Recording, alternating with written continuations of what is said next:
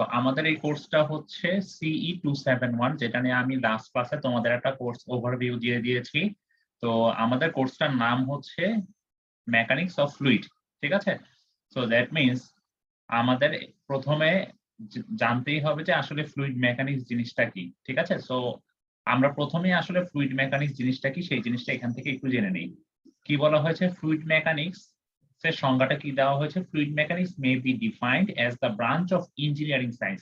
That means আমাদের যে fluid mechanics যে আমরা পড়বো সেটা হচ্ছে আমাদের ইঞ্জিনিয়ারিং সায়েন্সের একটা branch which deals with the behavior of fluid under the condition of rest and motion. That means আমাদের যে ফ্লুইড গুলো আছে সেই ফ্লুইড গুলা সেইটা কি কি কন্ডিশনে থাকতে পারে? সেটা থাকতে পারে রেস্ট, দ্যাট মিনস কি মানে ওখানে কোনো রকমের মানে স্থিতি মানে স্থির অবস্থায় থাকতে পারে, সেটা মোশন অবস্থায় থাকতে পারে। মোশন মানে কি সেটা মুভ করা অবস্থায় থাকতে পারে। এই দুইটা অবস্থায় থাকতে পারে ফ্লুইড গুলা। সো সেই ফ্লুইড গুলার বিহেভিয়ার নিয়েই আমরা মেইনলি কাজ করব এই ফ্লুইড মেকানিক্স এ, ঠিক আছে? তো এখন ফ্লুইড মেকানিক্স বলার সাথে সাথে আমাদের আরেকটা টার্ম চলে আসে, সেটা হচ্ছে হাইড্রোলিক্স, ঠিক আছে? জিনিসটা খুবই রিলেটেড, এই জন্য হাইড্রোলিক্স জিনিসটাও আমি তোমাদের সম্পর্কে ধারণা দিব। ইভেন তোমরা এর পরবর্তী লেকচারে মেবি থার্ড ইয়ারে তোমরা এই হাইড্রোলিক্স নিয়ে একটা কোর্স পাবা। সো হাইড্রোলিক্স জিনিসটা কি সেটা আমরা এই কোর্স থেকে তাহলে একটু জেনে নিই।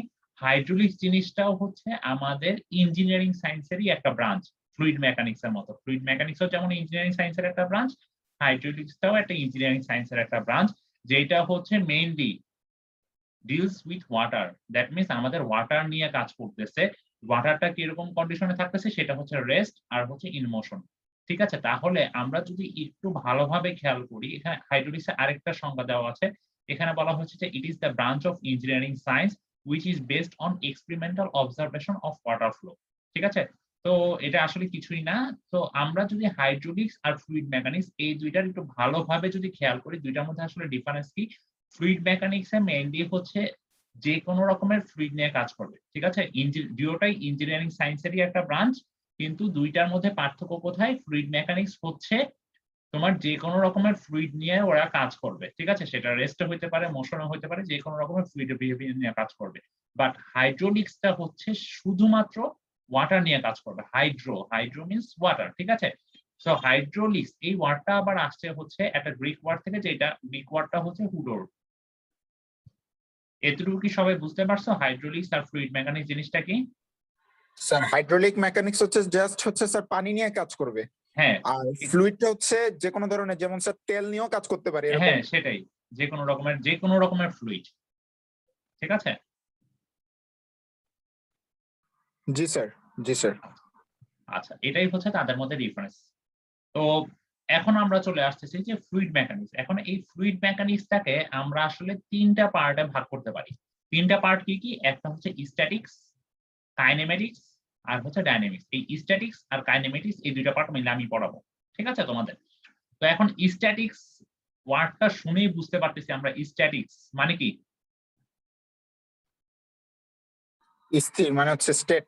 হ্যাঁ, দ্যাট মিনস স্থির যেটা আর কি। রেস্ট কন্ডিশনে আছে, ঠিক আছে? তো জি স্যার। এখন এই ফ্লুইড মেকানিক্স এর যে পার্টটা, স্ট্যাটিক্স যে পার্টটা, সেইখানে মেইনলি ফ্লুইড গুলা কোন কন্ডিশনে থাকবে? একটা স্থির কন্ডিশনে থাকবে। দ্যাট মিনস স্ট্যাটিক কন্ডিশনে যে ফ্লুইড গুলা থাকবে সেটা নিয়ে যে আলোচনা করব সেটাই হচ্ছে মেইনলি স্ট্যাটিক্স। এখন এখানে আবার দুইটা টার্ম আছে, একটা হচ্ছে হাইড্রোস্ট্যাটিক্স আর একটা হচ্ছে এরোস্ট্যাটিক্স। হাইড্রোস্ট্যাটিক্স কি? যখন ওয়াটারটা আমার স্থির অবস্থায় থাকতেছে সেটা নিয়ে যেই শাখাটায় আমরা আলোচনা করব সেটাকে বলা হচ্ছে হাইড্রোস্ট্যাটিক্স। আর আর আর হচ্ছে এরোস্ট্যাটিক্স কোনটাকে বলতেছি? যেখানে হচ্ছে আমরা গ্যাস নিয়ে আলোচনা করতেছি, গ্যাসটা স্থির অবস্থায় আছে, স্ট্যাটিক কন্ডিশন আছে, সেটা নিয়ে যেটা আলোচনা করতেছি সেটা হচ্ছে এরোস্ট্যাটিক্স, ঠিক আছে? এখন হচ্ছে কাইনেমেটিক্স। কাইনেমেটিক্স জিনিসটা কি? কাইনেমেটিক্স বলা হয়েছে যে it deals with the velocities, accelerations and the patterns of flow only. Forces or energy causing velocity and acceleration are not dealt under this heading. আচ্ছা, এখানে যেটা কাইনেমেটিক্স এ আচ্ছা কাইনেমেটিক্স আসলে কি আলোচনা করা হবে? কাইনেমেটিক্স এ মেইনলি আমরা এই যে ফ্লুইড নিয়ে যে কাজ করব, ফ্লুইডের ভেলোসিটি, ফ্লুইডের অ্যাসিলারেশন এইগুলা নিয়েই মেইনলি কাজ করা হবে। এই কাইনেমেটিক্স এ এই যে ভেলোসিটি আর অ্যাসিলারেশন এইগুলা যে হচ্ছে, এগুলোর যে মেইন রিজনটা কি? এনার্জির জন্যই তো এই ভেলোসিটি অ্যাসিলারেশন গুলো হচ্ছে, তাই না? এই এনার্জি নিয়ে কিন্তু আলোচনা করা হচ্ছে না কাইনেমেটিক্সে। কাইনেমেটিক্সে আলোচনা করা হচ্ছে মেইনলি হচ্ছে ভেলোসিটি আর অ্যাসিলারেশন গুলা নিয়ে ফ্লুইডের। ঠিক আছে? দ্যাট মিনস ফ্লুইডের ফ্লো হইতে পারে, ফ্লোটা কিরকম সেগুলা নিয়ে আলোচনা করা হবে। ফ্লুইডের ভেলোসিটি নিয়ে আলোচনা করা হবে, ফ্লুইডের অ্যাসিলারেশন নিয়ে আলোচনা করা হবে। এইগুলা নিয়েই আলোচনা করা হচ্ছে, মেইন বিষয় হচ্ছে আমার কাইনেমেটিক্স। আর ডায়নামিক্স কি জন্য? ডায়নামিক্স হচ্ছে এই যে আমরা একটু আগে বললাম যে ফ্লুইডের যে তোমার ভেলোসিটি, তারপরে তোমার অ্যাসিলারেশন এগুলা নিয়ে যে আলোচনা করতেছে কাইনেমেটিক্স, সেটার তো একটা মেইন রিজন আছে। ফ্লুইডের ভেলোসিটি আর অ্যাসিলারেশন হওয়ার মেইন রিজনটা কি বলতো? বল দেওয়া স্যার। মেইন রিজনটাই হচ্ছে ফোর্স বা এনার্জি, তাই না? এই জি যে স্যার। এনার্জি বা ফোর্স, সেই এনার্জি আর ফোর্স নিয়ে আলোচনা করাটাই হচ্ছে ডায়নামিক্স। ঠিক আছে? কিন্তু কাইনেমেটিক্সে কিন্তু কোন রকমের এনার্জি আর ফোর্স নিয়ে আলোচনা করা হচ্ছে না। সেখানে শুধুমাত্র ভেলোসিটি আর অ্যাসিলারেশন নিয়ে আলোচনা করা হচ্ছে। এই তিনটা টার্ম সবাই বুঝতে পারছো? স্ট্যাটিক, কাইনেমেটিক্স আর ডায়নামিক্স কোনটা কি কাজে ইউজ করা হচ্ছে? স্ট্যাটিক্সটা একবার বললে ভালো হয় স্যার। আচ্ছা, স্ট্যাটিক্স দ্যাট মিন্স কি?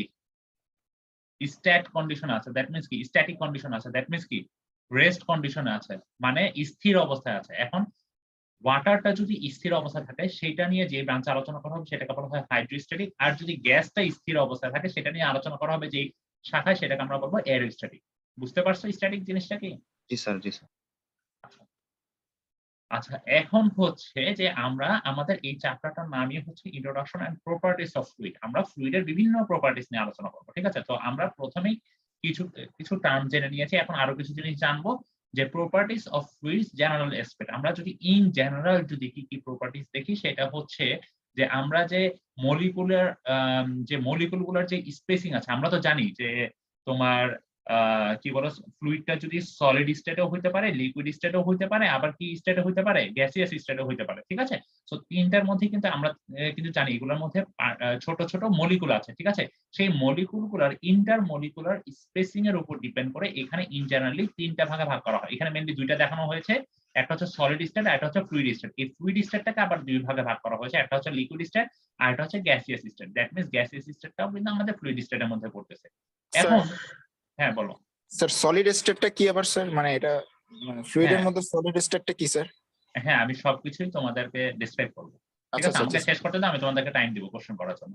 ঠিক আছে? তো এখন হচ্ছে দ্যাট মিন্স আমাদের এই যে ভাগটা করতেছি, এই ভাগটা করতেছি কিসের উপর ভিত্তি করে? যে আমাদের যে ইন্টার মলিকুলার যে স্পেসিং, আমরা তো এটা জানি যে মলিকুল দ্বারা এই জিনিসগুলো তৈরি হয়, তাই না?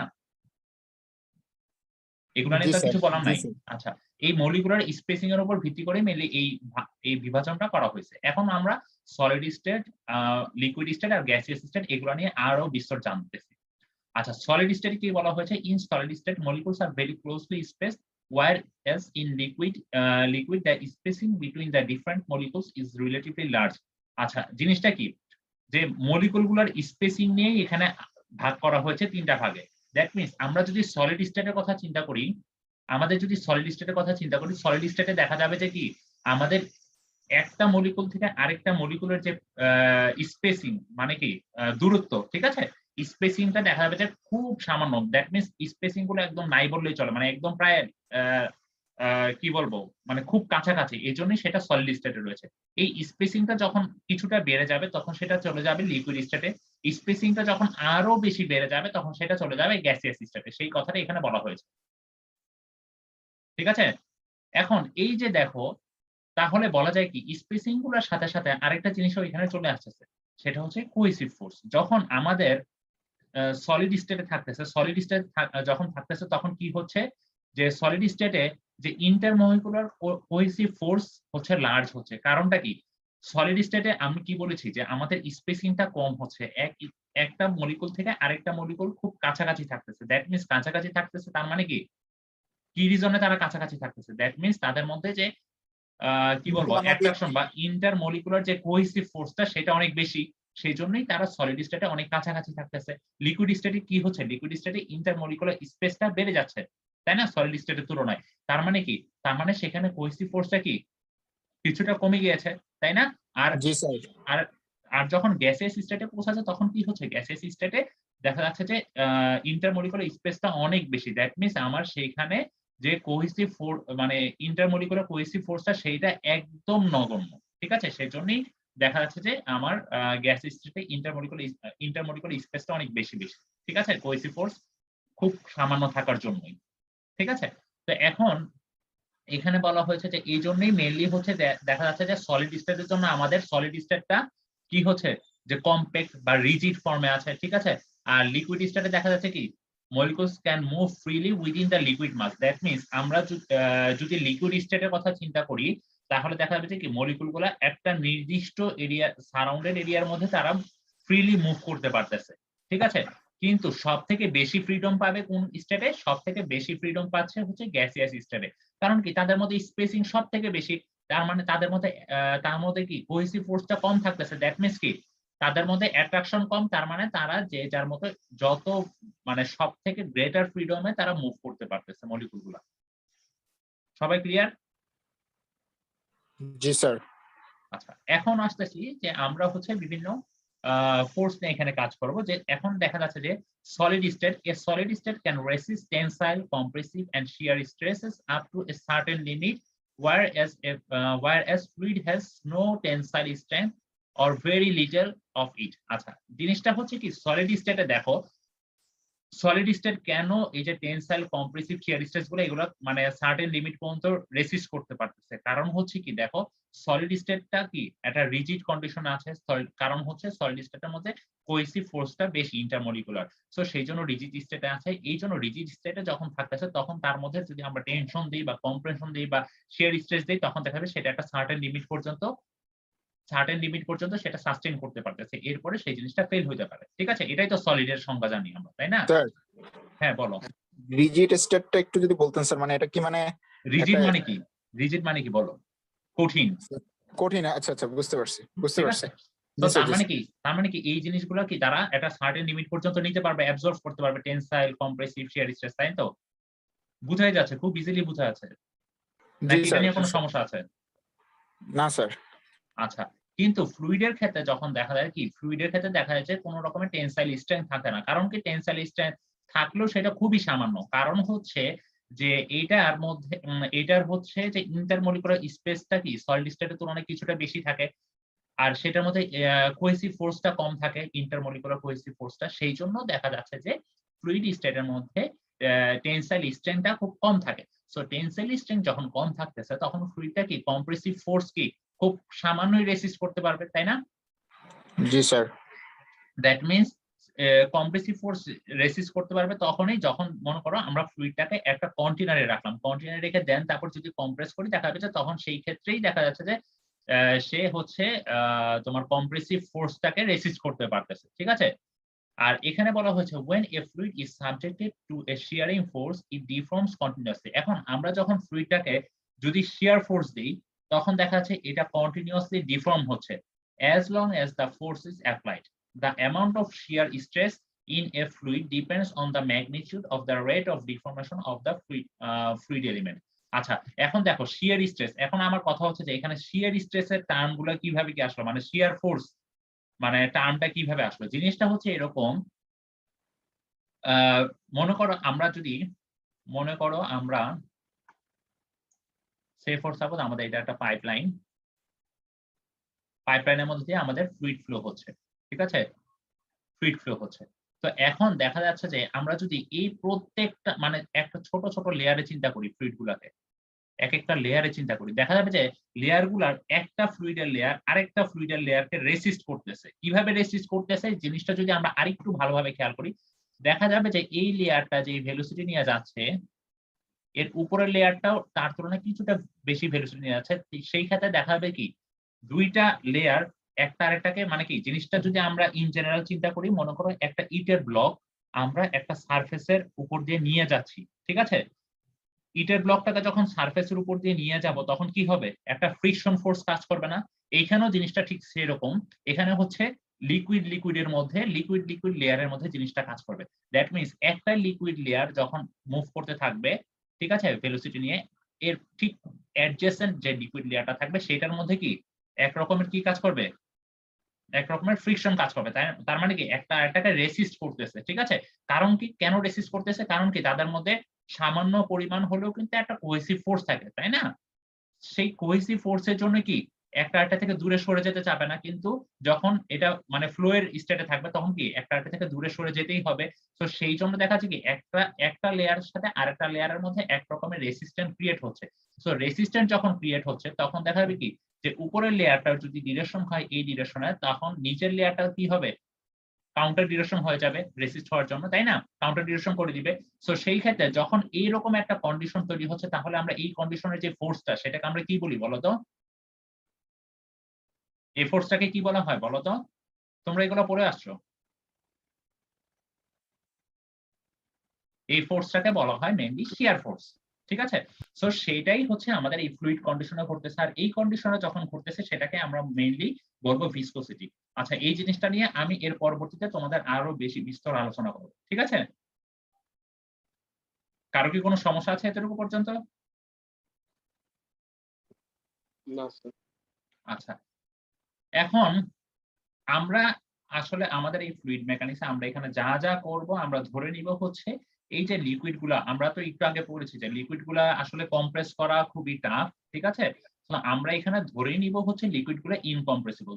সো আমরা ইনকম্প্রেসিবল আসলে মানে কম্প্রেস করা যায় না বললেই চলে, জিনিসটা হচ্ছে এরকম। ঠিক আছে? সো আমরা এই জন্য ধরে নিব হচ্ছে লিকুইড গুলাকে ইনকম্প্রেসিবল। এই ইনকম্প্রেসিবল ধরেই আমরা হচ্ছে মেইনলি ম্যাথমেটিক্যাল টার্ম গুলো কাজ করব। সো সেটা আমাদের ম্যাথমেটিক্স এর জন্য অনেক ইজি হয়ে যাবে কাজ করতে। তো এখন হচ্ছে আমরা ফ্লুইডের সংজ্ঞা চলে আসবো। এতটুকু পর্যন্ত যা পড়ানো হয়েছে কারো কোনো সমস্যা আছে? সমস্যা থাকলে বলো, না হলে আমি পরবর্তীতে যাচ্ছি। না স্যার, সমস্যা নাই। আচ্ছা, তো এখন হচ্ছে আমরা ফ্লুইড নিয়ে কাজ করব। এখন ফ্লুইড নিয়ে কাজ করার আগে আমরা ফ্লুইডের একটা ডেফিনিশন জেনে নিই। ফ্লুইডের কি ডেফিনিশন বলা হয়েছে? A fluid is a substance which is capable of flowing.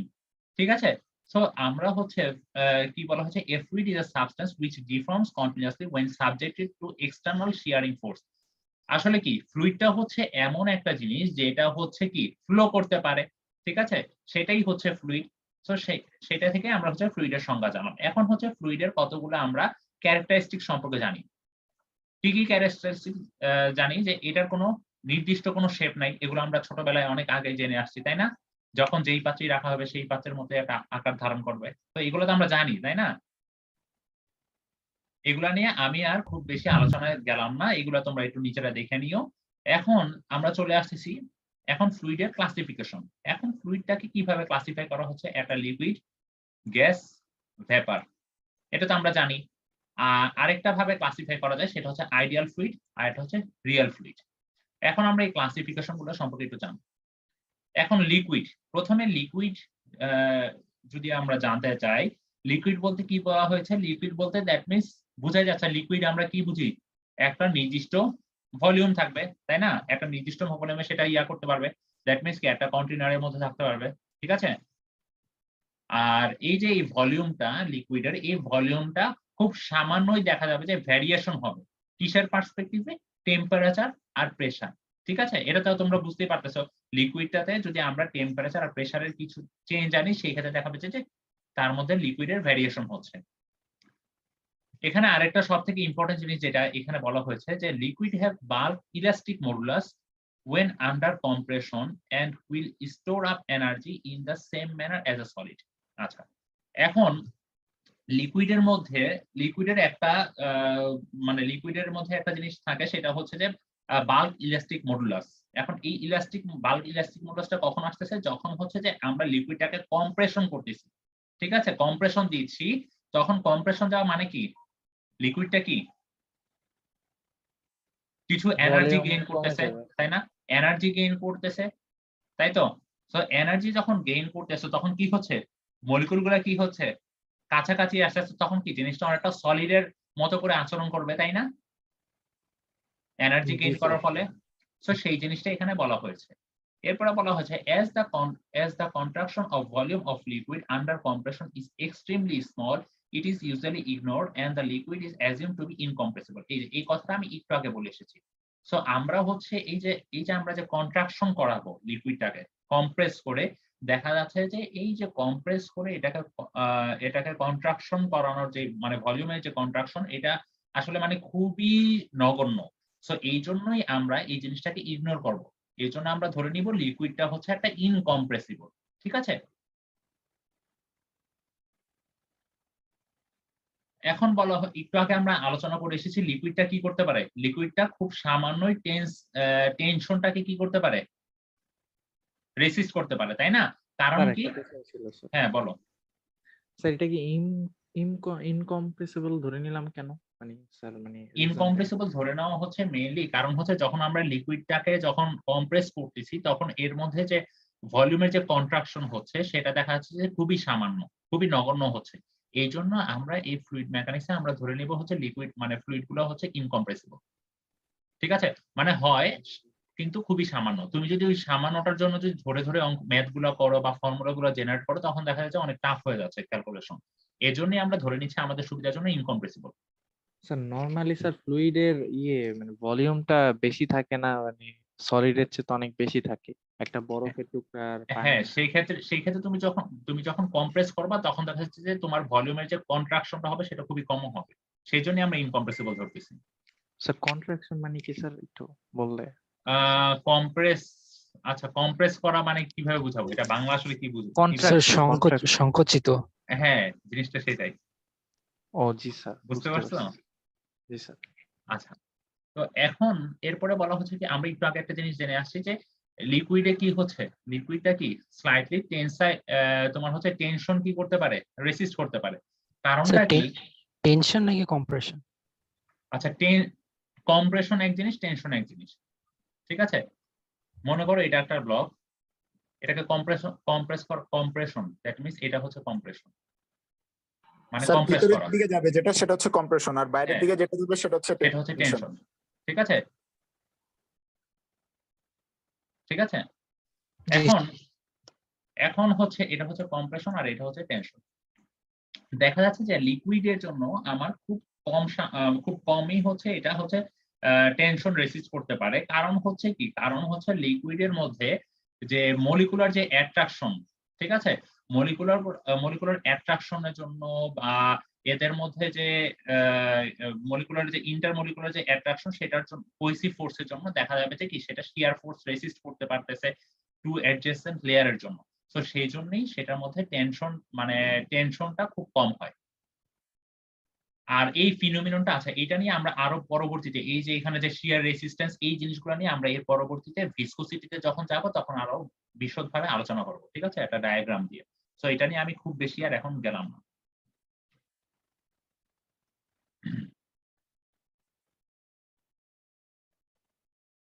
আচ্ছা, এখন চলে যাব আমরা গ্যাস। ভিসকোসিটিটা কি বাদ স্যার? হ্যাঁ, ভিসকোসিটিটা কি বাদ? বাদ না, আমি বললাম যে ভিসকোসিটিতে আমরা এর পরবর্তীতে আলোচনা করব।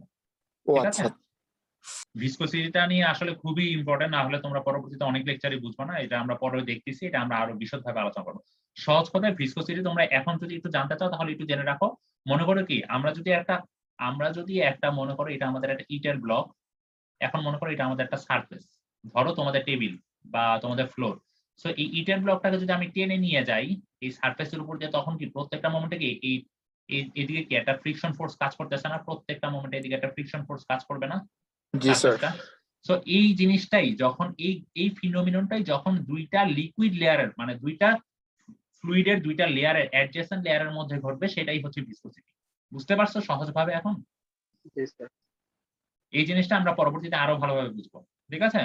মানে এতটুকু তোমাদের বোঝানোর জন্য একদম সহজ ভাষায় যেটা বুঝাইছি আর কি। আচ্ছা, এখন হচ্ছে গ্যাসের কি কোনো নির্দিষ্ট কোনো ভলিউম থাকে না যেটাকে কম্প্রেস করা যায়? কম্প্রেস করে কি হবে? সেটা লিকুইড স্টেটে পৌঁছাবে, তাই তো? সেটাই হচ্ছে গ্যাস। এটা নিয়ে আর কিছু আলোচনা করলাম না। এরপরে চলে আসবো আমরা মেইনলি এখন আমরা যেগুলো যাবো সেটা হচ্ছে আইডিয়াল ফ্লুইড, রিয়েল ফ্লুইড আর হচ্ছে কন্টিনিউম। এখন আইডিয়াল ফ্লুইড বলতে আসলে আমি কি বুঝতেছি? আইডিয়াল ফ্লুইড বলতে বুঝতেছি an ideal fluid is one which has no viscosity and surface tension and is incompressible. ঠিক আছে? আইডিয়াল ফ্লুইড হচ্ছে সেই ফ্লুইডটা যে ফ্লুইডের মধ্যে কোনো রকমের ভিসকোসিটি থাকবে না। ভিসকোসিটি জিনিসটা তো তোমরা ইন জেনারেল তো তোমাদেরকে একটু বুঝাইছি, বুঝছো না? দ্যাট মিন্স যে এখানে এরকম কোন রকমের ফ্রিকশন থাকবে না। ঠিক আছে? একটা লেয়ারের সাথে আরেকটা লেয়ারের যে এরকম শিয়ার রেসিস্ট্যান্স, এই রেসিস্ট্যান্স থাকবে না। সেটাই হচ্ছে mainly ideal fluid. That means no viscosity. আর এখানে কোন রকমের সারফেস টেনশন থাকবে না, আর হচ্ছে ইনকম্প্রেসিবল হবে। ঠিক আছে? দ্যাট মিন্স কোন রকমের কম্প্রেস করা যাবে না, সেটা হচ্ছে ideal fluid. But in true sense no such fluids exist in nature. Actually যদি আমরা মানে রিয়েল লাইফে চিন্তা করি কোন রকমের আইডিয়াল ফ্লুইড পাওয়া সম্ভব না, ঠিক আছে? However, fluids which have low viscosity such as water and air can be treated as ideal fluid under certain conditions. The assumptions of ideal fluid helps in simplifying the mathematical analysis. জিনিসটা খুবই simple. আসলে কি এই যে আমাদের যে কোন রকমের ভিসকোসিটি থাকবে না, দ্যাট মিন্স ভিসকোসিটি থাকবে না, দ্যাট মিন্স কোন রকমের শিয়ার রেসিস্ট্যান্স থাকবে না ফ্লুইডের মধ্যে। সো এরকম ফ্লুইড বাস্তবে আমরা যদি ইন রিয়েল লাইফে চিন্তা করি সেটা আসলে পাওয়া মানে বলা যায় যে অলমোস্ট ইম্পসিবল, ঠিক আছে? কিন্তু কিছু কিছু ক্ষেত্রে দেখা যায় যে যেমন ওয়াটার বা এয়ার, পানি অথবা বাতাসের ক্ষেত্রে দেখা যায় যদি আমরা চিন্তা করি সেখানে দেখা যায় কি সেখানে ভিসকোসিটিটা থাকে বাট খুব সামান্য ভিসকোসিটি থাকে। এই জন্য আমরা কি করব, এই জন্য আমরা ধরে নিব সেগুলার মানে মানে কোনো ভিসকোসিটি নাই ধরেই আমরা ম্যাথমেটিক্যাল ফর্মুলেশন গুলো করব, ঠিক আছে? জি স্যার। আইডিয়াল ফ্লুইড জিনিসটা বুঝতে পারছো? জি স্যার। আচ্ছা, এখন হচ্ছে রিয়েল ফ্লুইড। এখন রিয়েল ফ্লুইড আসলে কি জিনিস? এ real practical fluid is one which has viscosity, surface tension, compressibility, তাই না? একটা ফ্লুইড যদি মানে রিয়েল লাইফের কথা চিন্তা করি, ফ্লুইডটাকে কি করা যেতে পারে? সেটার মধ্যে কি একটা সেটার মধ্যে কি এক লেয়ারের সাথে আরেক লেয়ারের কি হবে? ফ্লুইডের শিয়ার রেসিস্ট্যান্স থাকবে, তাই না? তার মানে কি এই জিনিসটাই হচ্ছে আমাদের real fluid. That means ideal ফ্লুইডে কোন রকমের রেসিস্ট্যান্স থাকবে না, শিয়ার রেসিস্ট্যান্স থাকবে না, দ্যাট মিন্স নো ভিসকোসিটি। আর রিয়েল ফ্লুইডের ক্ষেত্রে দেখা যাবে যে সেখানে একটা ভিসকোসিটি থাকবে, ঠিক আছে? আর এই রিয়েল ফ্লুইডটাই হচ্ছে আমাদের রিয়েল লাইফে যে ফ্লুইডগুলো দেখতেছি সবগুলো হচ্ছে মেইনলি রিয়েল ফ্লুইড, ঠিক আছে? আর দাঁড়াও, আর হচ্ছে কন্টিনাম। কন্টিনাম জিনিসটা হচ্ছে এখানে কন্টিনাম জিনিসটা একটু ভালোভাবে দেখো। কন্টিনাম হচ্ছে কন্টিনাম টার্মটা আসলে কি বোঝাচ্ছে? A continuous and homogeneous medium. That means আমরা যদি একটা পাইপের একটা সার্টেন পোরশন কেটে নেই, একটা পাইপে যেটাতে ফ্লুইড আছে সেটা একটা সার্টেন পোরশন যদি কেটে নেই, সেই পোরশনের মধ্যে যদি দেখা যায় যে ফ্লুইড গুলা যদি কি ফ্লুইডের মলিকুল গুলা যদি মানে হোমোজেনাস আছে, ঠিক আছে? হোমোজেনাস আছে হোমোজেনাস আছে আর সেটা কি কন্টিনিউয়াস আছে, সেটাকে আমরা বলতেছি মেইনলি কন্টিনাম, সহজ ভাষা। এখন কন্টিনাম আসলে যদি আমরা আরেকটু ভালোভাবে আলোচনা করি তাহলে আমরা বলবো যে এই যে একটা মলিকুল থেকে আরেকটা মলিকুল আমরা যে একটা সার্টেন পোরশন যে কেটে নিয়েছি পাইপের, সেইখানে যে মলিকুল ইন্টারমলিকুল মানে একটা মলিকুল আর আরেকটা মলিকুলার যে মানে বিহেভিয়ার, সেগুলোর যে প্রপার্টিজ, ঠিক আছে? সেইগুলা আসলে দেখা যাবে যে তারপর সেগুলোর মলিকুলার স্ট্রাকচার সেইগুলা যখন সেম হবে, ঠিক আছে? সেইগুলা কি বলা হচ্ছে মেইনলি কন্টিনাম। স্যার হ্যাঁ স্যার বলো। কন্টেন্টটা কি স্যার একটু আরেকবার বলা যাবে স্যার? আচ্ছা, কন্টিনাম জিনিসটা মনে করো আমি এখানে তোমাদের ড্র করতেছি, মনে করো এটা একটা আমাদের পাইপ সিস্টেম। আমরা একটা বড় পাইপ থেকে এতটুকু পোরশন কেটে নিয়েছি, ঠিক আছে? এটাতে ফ্লুইড আছে, পুরোটা ফ্লুইড দিয়ে পরিপূর্ণ, ঠিক আছে? এখন এই পাইপের মধ্যে ফ্লুইড আছে, দ্যাট মিন্স কি এই পাইপের কি ফ্লুইডের প্রত্যেকটা মানে মলিকুল আছে, তাই না? মলিকুল গুলা এখন এই মলিকুল গুলা যখন হোমোজেনাসলি থাকবে, দ্যাট মিন্স এই পাইপ জুড়ে প্রত্যেকটা স্থানে ঠিক সেম ভাবে থাকতেছে। মনে করো এমন না যে এখানে একটু বেশি মলিকুল গুলা এখানে একটু কম, এরকম যাতে না হয়, বুঝতে পারছো? প্রত্যেকটা স্থান জুড়ে হোমোজেনাসলি থাকবে, কন্টিনিউয়াসলি থাকবে, ঠিক আছে? ইভেন প্রত্যেকটা মলিকুলের মধ্যে যে তাদের যে মানে প্রপার্টিজ গুলা, তাদের যে অ্যাটমিক স্ট্রাকচার গুলা, এগুলাও সেম, সেটাকেই আমরা বলতেছি কন্টিনাম। ক্লিয়ার? মানে স্যার মানে এরকম কেটে নিলে মানে প্রত্যেকটা জায়গায় স্যার সেম ইয়া থাকবে ওইটাই বুঝাইতেছেন স্যার? মানে হ্যাঁ, তাদের মধ্যে যে প্রপার্টিজ গুলা সেগুলো সেম হবে মলিকুল গুলোর মধ্যে, ঠিক আছে? যদি সেম হয় সেই ক্ষেত্রেই আমরা কন্টিনাম বলবো। ইভেন তারা হোমোজেনাসলি থাকবে, এমন না যে এই সাইডে ফ্লুইড বেশি এই সাইডে ফ্লুইড কম, এরকম না, ঠিক আছে? একটা পোরশন যদি এটা একটা পোরশনের উপর মেইনলি চিন্তা করতে হবে, একটা পোরশন যদি কেটে নেই সেটা টোটাল পোরশনটা জুড়ে আমার যদি কন্টিনিউয়াস থাকে ফ্লুইডটা, সেইটা যদি টোটাল পোরশন জুড়ে যদি হোমোজেনাসলি থাকে সেটাকে আমরা বলবো মেইনলি কন্টিনাম। ক্লিয়ার? জি স্যার। স্যার এখানে কি টার্বুলেন্স থাকবে না তার মানে? হ্যাঁ, আমরা এখন স্ট্যাটিক কন্ডিশন নিয়ে করতেছি, টার্বুলেন্স এগুলো নিয়ে আমরা পরে ডিসকাস করব। এখানে কি এখানে হচ্ছে আমরা কেটে নিচ্ছি, কেটে নেওয়ার পর এখানে কিভাবে তোমার টার্বুলেন্স থাকতেছে বলো, বুঝতে পারছো? জি। আচ্ছা, যদি কারো কোনো সমস্যা না থাকে তাহলে আমি হচ্ছে পরবর্তী স্টেপ গুলাতে যাব। এখন লিকুইডের বিভিন্ন প্রপার্টিজ নিয়ে আলোচনা করব। স্যার আমাদের আগে বলছেন যে স্যার ফ্লুইড হচ্ছে স্যার ইনকম্প্রেসিবল, কিন্তু হ্যাঁ। স্যার এখানে রিয়েল ফ্লুইডসে বলা হচ্ছে যে এটার ভিতরে কম্প্রেসিবিলিটি আচ্ছা, রিয়েল ফ্লুইডে যে এখানে বলা হচ্ছে যে কম্প্রেসিবিলিটি থাকবে, ঠিক আছে? কম্প্রেসিবিলিটি থাকবে কি, কিন্তু খুবই সামান্য পরিমাণে কম্প্রেসিবিলিটি থাকবে। কিন্তু আমরা এখানে বলতেছি যে ইনকম্প্রেসিবল, ঠিক আছে? এখানে বলে দেওয়া আছে যে এক্সট্রিমলি স্মল।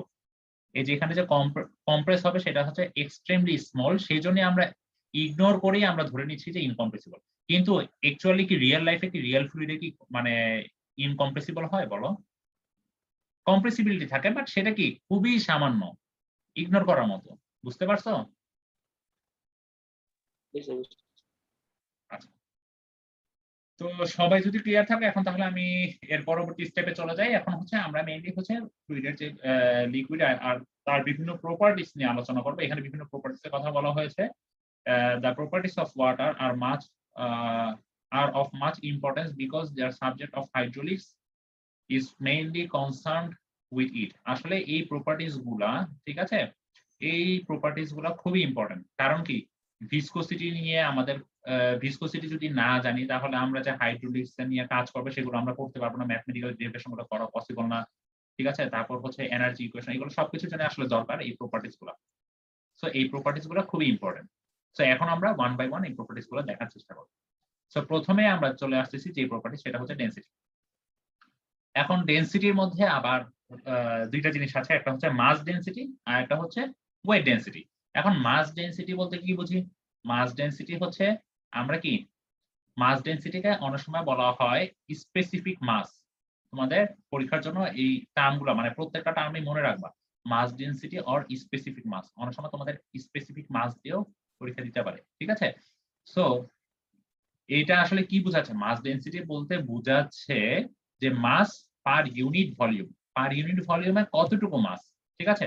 স্ট্যান্ডার্ড টেম্পারেচার আর pressure, that means 4 degree Celsius তাপমাত্রা। সো স্ট্যান্ডার্ড টেম্পারেচার আর প্রেসারে যে আমার পার ইউনিট ভলিউম, আমার হচ্ছে কতটুকু মাস পার ইউনিট ভলিউমে, সেটাই হচ্ছে আমার মাস ডেনসিটি, ঠিক আছে? মাস ডেনসিটিটাকে আমরা হচ্ছে মেইনলি রো দিয়ে ডিনোট করি, rho equal to M by V. এটা তো তোমরা সবাই জানো, এম হচ্ছে মাস আর ভিটা হচ্ছে ভলিউম। সো এইটার তাহলে কি আসে, এটার ইউনিট আসবে কেজি পার মিটার কিউব। এখন চলে আসতেছি ওয়েট ডেনসিটি। ওয়েট ডেনসিটি বলতে, ওয়েট ডেনসিটি আবার আরেকটা নাম আছে, সেটা হচ্ছে স্পেসিফিক ওয়েট। অনেক জায়গায় স্পেসিফিক ওয়েট দিয়ে পরীক্ষার কোশ্চেনে আসতে পারে ম্যাথে, ঠিক আছে? সো এই অল্টারনেটিভ নামগুলো মনে রাখবা। সো স্পেসিফিক ওয়েট বলতে কি বোঝাচ্ছে? ওয়েট পার ইউনিট ভলিউম, ঠিক আছে? ইউনিট ভলিউমে কতটুকু ওয়েট স্ট্যান্ডার্ড টেম্পারেচার আর প্রেসারে, সেটাই হচ্ছে মেইনলি আমার ওয়েট ডেনসিটি। তাহলে ওয়েট ডেনসিটিকে যদি আমরা ডিনোট করি তাহলে ওয়েট ডেনসিটিকে বলা যায়, ওয়েট ডেনসিটিকে আমরা ডব্লিউ দিয়ে প্রকাশ করতেছি, ডব্লিউ ইকুয়াল টু রো জি, ঠিক আছে? ডব্লিউ ইকুয়াল টু রো জি। আচ্ছা, এখন আমরা যদি এসআই ইউনিটে দেখি, এসআই ইউনিটে তাহলে ডব্লিউ এর মান কত আসতেছে? এসআই ইউনিটে ডব্লিউ এর মান আসতেছে ওয়াটারের জন্য 9.81, ঠিক আছে? That means specific weight of water SI unit আসছে 9.81 kilonewton per meter cube, আর mks ইউনিটে আসছে KG per metre cube, 1000 KG per metre cube. আচ্ছা, এখন হচ্ছে স্পেসিফিক ভলিউম। স্পেসিফিক ভলিউমটা বলতে কি বুঝতে আসছে? স্পেসিফিক ভলিউমটা হচ্ছে volume per unit mass of fluid, ঠিক আছে? নিচেটা হচ্ছে মাস পার ইউনিট মাস অফ ফ্লুইডে কতটুকু ভলিউম, সেটাই হচ্ছে আমাদের স্পেসিফিক ভলিউম। স্পেসিফিক ভলিউমটাকে আমরা ছোট হাতের ভি দিয়ে প্রকাশ করি। এখন দেখো, specific volume equal to volume divided by mass, তাই তো? এখন আমরা রো কি জানি? রো মানে কি? Density. Rho equal to M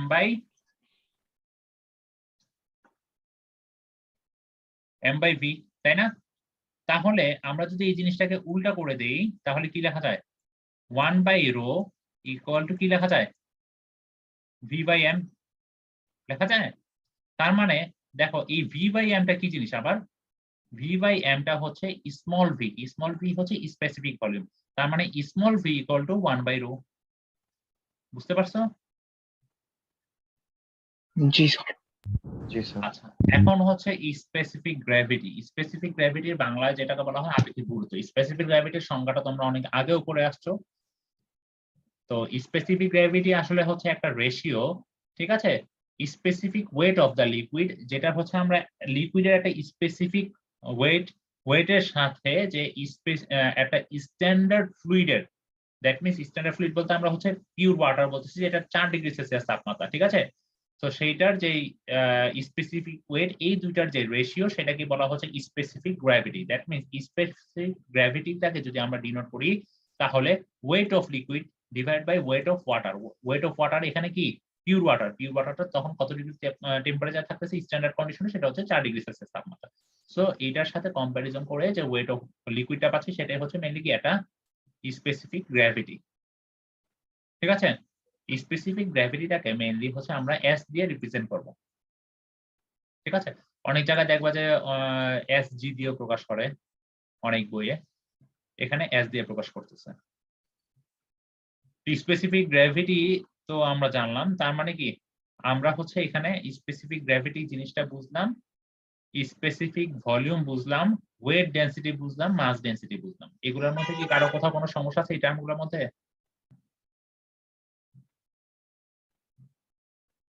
যদি কারো কোনো সমস্যা না থাকে এখন এই টার্মগুলোর সাথে রিলেটেড করে আমরা একটা ম্যাথ দেখব। না স্যার, সমস্যা নাই স্যার। কোনো সমস্যা নাই। ঠিক আছে, তো তাহলে আমরা হচ্ছে এখন একটা ম্যাথ দেখে ফেলি। এখানে বলা হয়েছে ক্যালকুলেট দ্য স্পেসিফিক ওয়েট, আচ্ছা, specific mass, specific volume and specific gravity of a liquid having a volume of এত। দ্যাট মিনস এই ভ্যালুটা কি আমার ক্যাপিটাল ভি, আর ওয়েট দেওয়া আছে কত, ওয়েট দেওয়া আছে লিকুইডের ওয়েট দেওয়া আছে কি এখানে ওয়েটটা দেওয়া আছে। তাহলে আমরা যদি স্পেসিফিক ওয়েটটা ক্যালকুলেট করতে চাই, স্পেসিফিক ওয়েট বলতে কি বুঝি, স্পেসিফিক ওয়েট বলতে বুঝি কি weight of a liquid per unit volume, তাই না? তার মানে এখন দেখো লিকুইডের ওয়েটটাকে সেটা কি ভলিউম অফ এ লিকুইড দিয়ে যদি ভাগ করি তাহলে কি পেয়ে যাবো কি স্পেসিফিক ওয়েট। একটু আগে দেখে আসি, তার মানে কি আমাদের লিকুইডের ওয়েট দেওয়া আছে আর লিকুইডের ভলিউমটাও আমাদের দেওয়া আছে, তার মানে এই দুইটা ইয়া করলে আমরা পেয়ে যাচ্ছি স্পেসিফিক ওয়েট, যেটাকে আমরা ছোট হাতের ডাব্লিউ দিয়ে ডিনোট করি। এখন আমাদের দরকার স্পেসিফিক মাস, স্পেসিফিক মাস বা যেটাকে আমরা বলি কি মাস ডেনসিটি, ঠিক আছে। মাস ডেনসিটি আমরা কিভাবে বের করতে পারি বলতো?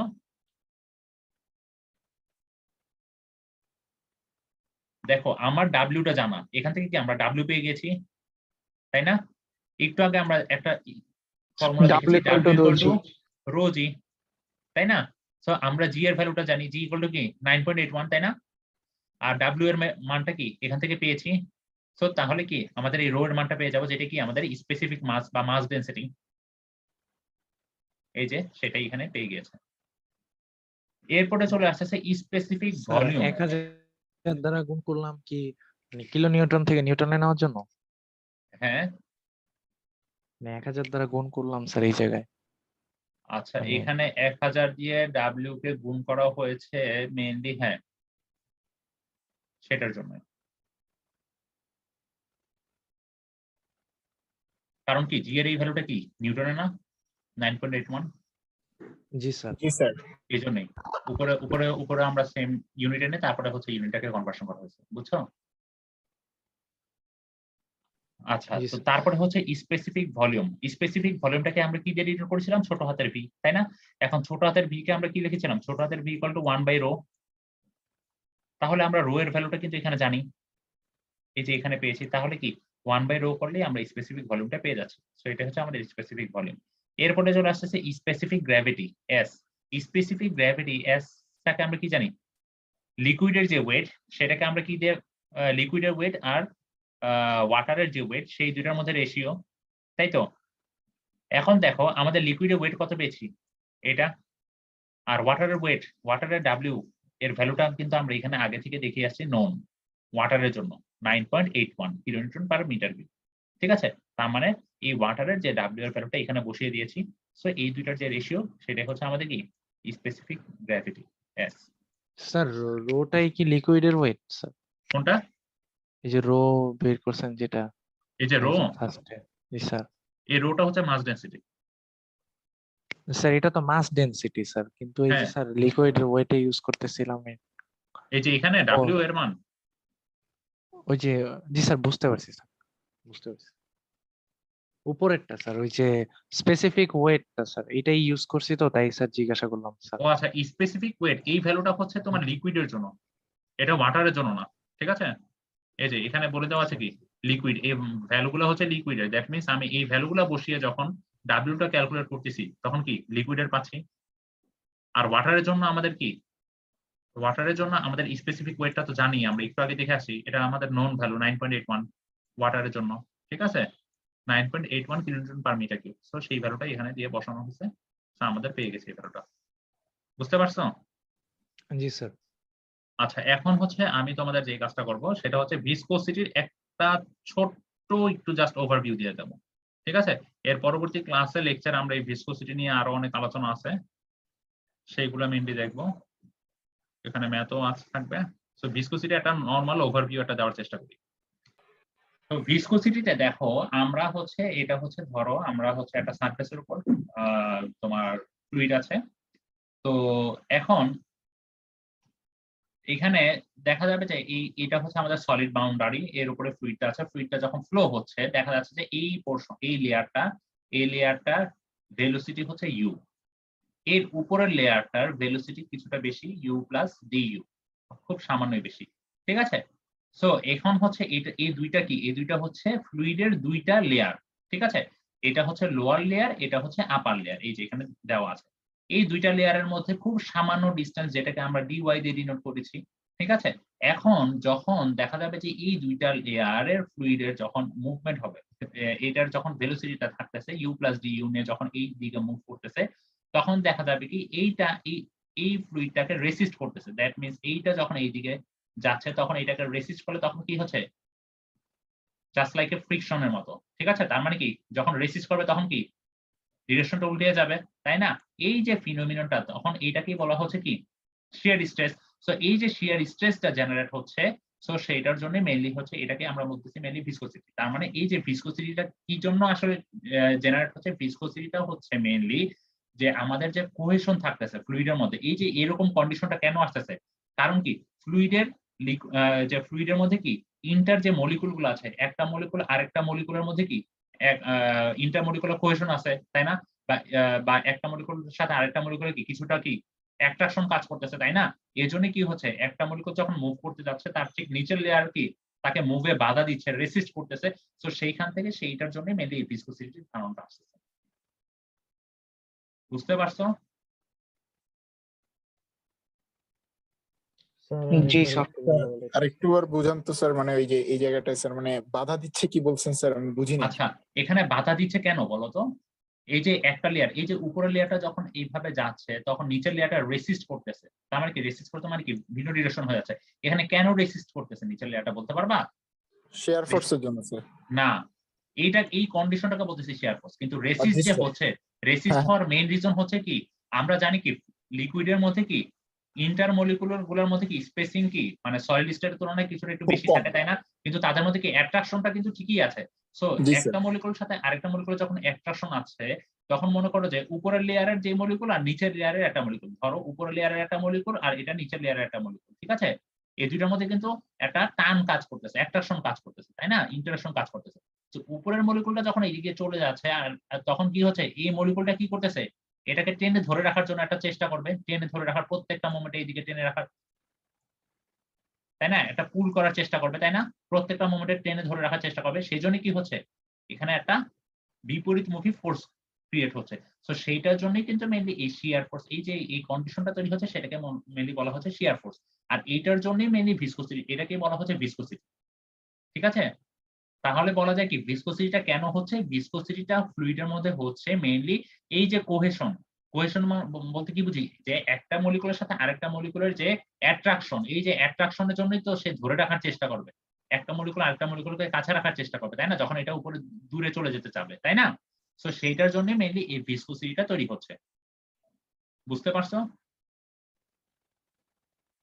স্যার একটা যখন জি, আরেকটাকে স্যার। অপোজিট থেকে পাস করবে তখন মানে একটা একটাকে ধরে রাখার চেষ্টা করবে, এটার জন্য হ্যাঁ। স্যার এটাই বুঝাইতে চাইছেন স্যার। হ্যাঁ, এটাই জিনিসটা কি দেখো, জিনিসটা তোমাদেরকে সহজ ভাষায় যদি বলি, ধরো এটা একটা তোমার হচ্ছে ইটের ব্লক, এখানে তুমি একটা সারফেস, এই সারফেসের উপর দিয়ে ইটের ব্লকটাকে টেনে নিয়ে যাচ্ছ, তাই না? তোমরা তো এই জিনিসগুলো জি স্যার, ইঞ্জিনিয়ারিং জি মেকানিক্সে স্যার, করে আসছো। জি তো স্যার। যখন টেনে নিয়ে যাচ্ছ তখন কি হচ্ছে, সারফেসের প্রত্যেকটা মানে মলিকুল গুলা, এই যে ইটের ব্লকের এখানকার যে মলিকুল গুলা, ইটের ব্লকের এখানকার মলিকুল গুলা কি করবে, এই ডান দিকে মুভ হওয়ার চেষ্টা করবে, কিন্তু সারফেসের মলিকুল গুলা কি করবে, তাকে রেসিস্ট করার চেষ্টা করবে প্রত্যেকটা মোমেন্টে। কোন দিকে? বিপরীতমুখী দিকে, তাই না? জি স্যার। তাই না? এই যে এখানে একটা ফ্রিকশন কাজ করতেছে, এখানে একটা ফ্রিকশন কাজ করতেছে, আর এই জিনিসটাকেই, এই যে ফ্রিকশনটা কাজ করতেছে, এটা যখন দুইটা লিকুইড লেয়ারের মধ্যে হবে তখন সেটাকে আমরা বলতেছি ভিসকোসিটি। এবার বুঝছো? জি স্যার, বুঝতে পারছি স্যার। এখন এই যে দেখো, এই যে শিয়ার, এখানে যে একটা শিয়ার ফোর্স হচ্ছে, তো এই জিনিসটা কি, এই যে জিনিসটা কি অনেকটা এই কন্ডিশন, এই শিয়ার ফোর্সের এই কন্ডিশনটা কি এখানকার সাথে কন্ডিশনের সাথে যাচ্ছে না? এই ডিরেকশনে যাচ্ছে, ফ্রিকশন ফোর্সটা এই ডিরেকশনে যাচ্ছে, তাই না? এখানে খেয়াল রাখতে হবে ভিসকোসিটি কিন্তু দুইটা ফ্লুইড লেয়ারের মধ্যে, দুইটা লিকুইড লেয়ারের মধ্যে হবে। কোন liquid layer, say for suppose যদি এই লেয়ারের সাথে এই লেয়ারের চিন্তা করি, বাউন্ডারি লেয়ারের সাথে লিকুইড লেয়ারের কিন্তু কখনোই ভিসকোসিটি আমরা কাউন্ট ডাউন করতেছি না। কারণ কি, ভিসকোসিটি শুধুমাত্র হচ্ছে দুইটা লিকুইড লেয়ারের মধ্যেই হবে। বুঝতে পারছো? জি স্যার। জি স্যার, বুঝতে পারছি স্যার। আচ্ছা, স্যার তাহলে আমরা আমাদের টাইম শেষ হ্যাঁ, স্যার। নেক্সট ক্লাসে তাহলে আমরা ভিসকোসিটি আর এগুলো নিয়ে পরবর্তীতে আরো বিশদ আলোচনা করব। তো এখন হচ্ছে আমি তোমাদের হচ্ছে অ্যাটেন্ডেন্সটা নিয়ে নিব। তোমরা নেক্সট ক্লাস থেকে একটু অন টাইমে জয়েন করার চেষ্টা করো, ঠিক আছে? জি স্যার।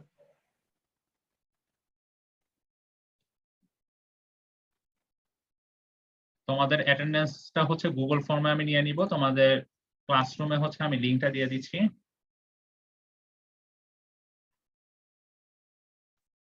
সবাইকে অ্যাটেন্ডেন্সটা দিয়ে দাও।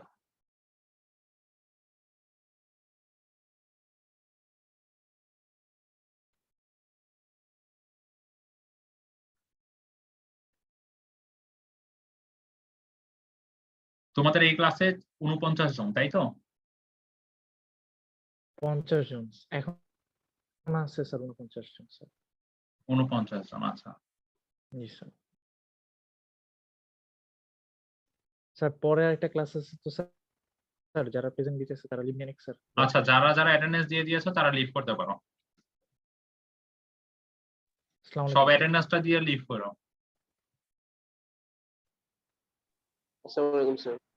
হুম, ওয়ালাইকুম আসসালাম। আর তোমাদের কারো যদি পড়া বুঝতে কোনো সমস্যা হয় আমার সাথে আলাদা করে কনসাল্ট করতে পারো, কোনো সমস্যা নেই, ঠিক আছে? আমি আসসালামু তোমাদের আলাইকুম স্যার। কনসালটেশন আওয়ারটা পোস্ট করে দেওয়ার চেষ্টা করবো। হ্যাঁ, বলো।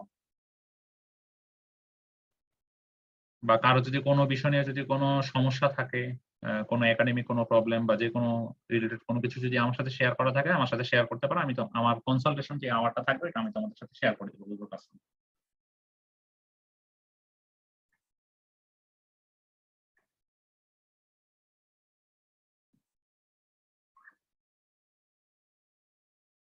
সবাই অ্যাটেন্ডেন্সটা দিয়ে দাও। অ্যাটেন্ডেন্স এখনো মাত্র মানে ৩৫ জনেরটা পেয়েছি।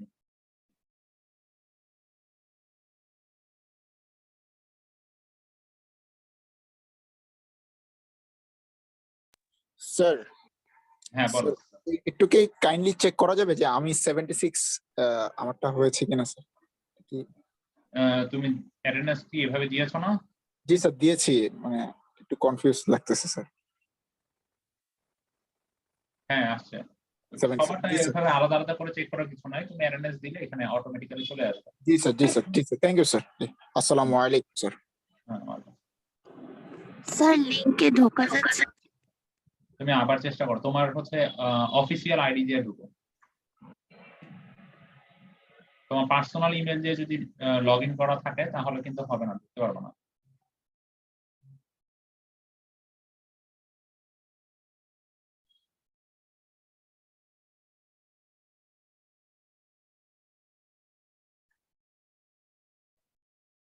আচ্ছা, সবার অ্যাটেন্ডেন্স দেওয়া শেষ হলে আমি এখানে শেষ করে দিচ্ছি। সব অ্যাটেন্ডেন্স দেওয়া শেষ, বাকিদের দেওয়া হয়েছে।